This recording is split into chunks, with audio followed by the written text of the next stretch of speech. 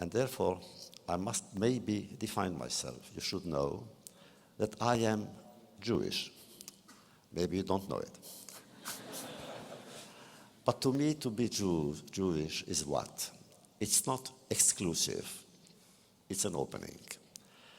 It is really as when the conductor here conducts his orchestra.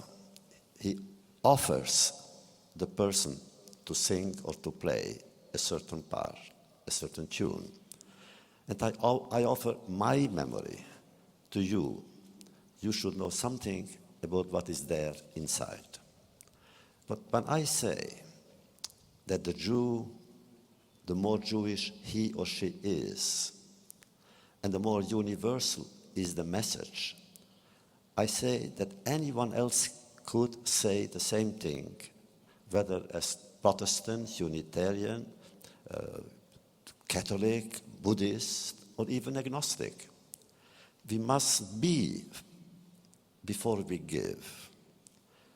We must shield and protect the identity, the inner identity that we have and that makes us who we are.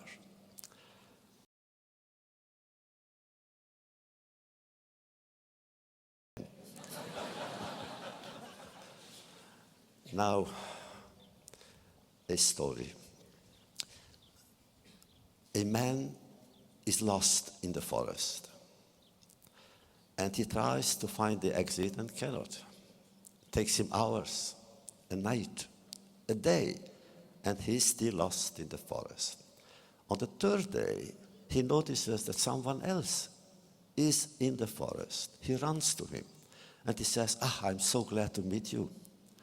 Show me the way out. And he said, I am like you. I am lost in the forest. One thing I can tell you, you see that road there, don't go there. I just come from there.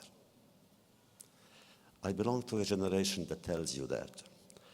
When you now will start your life, and you will of course enter a lot of roads, a lot of cities, maybe new universities, remember, there is something that you must remember.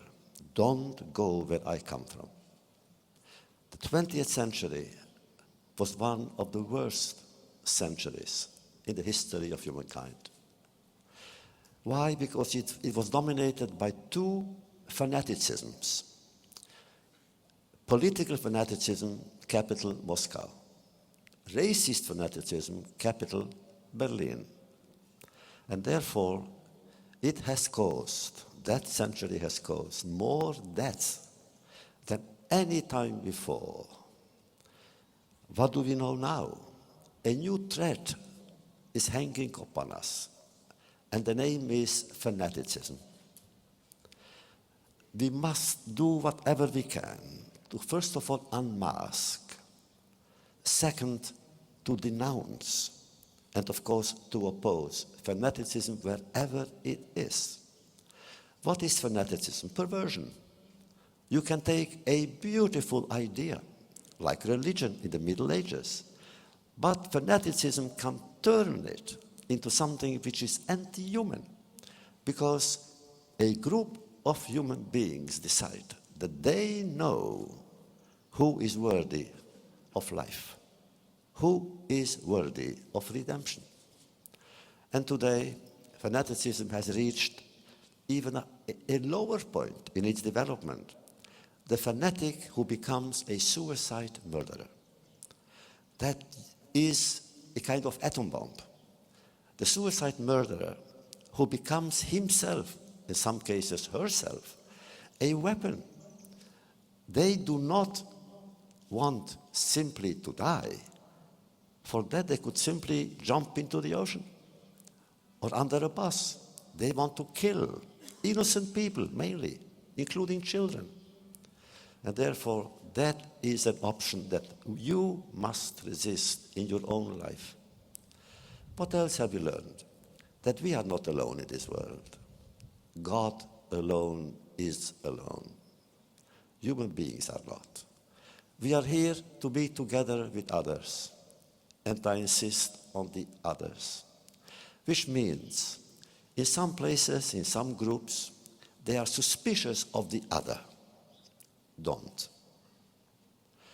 I see the otherness of the other, which appeals to me. In fact, it is the otherness of the other that makes me who I am. I have always to learn from the other.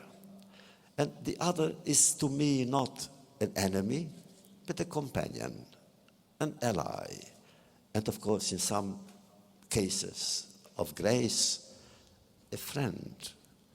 So the other is never to be rejected and surely not humiliated.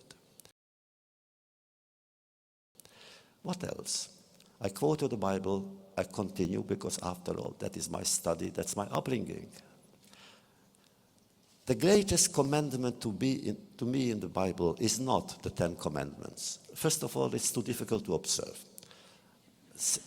Second, we all pretend to observe. My commandment is, thou shalt not stand idly by. Which means when you witness an injustice, don't stand idly by. When you hear of a person or a group being persecuted, do not stand idly by. When there is something wrong with the community around you or far away, do not stand idly by. You must intervene, you must interfere. And that is actually the motto of human rights. Human rights has become a kind of secular religion today. And I applaud it, I am part of it. And therefore, wherever something happens, I try to be there as a witness.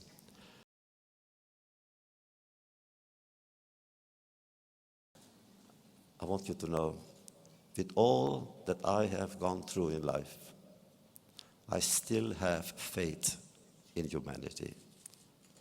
I still have faith in the humanity of people.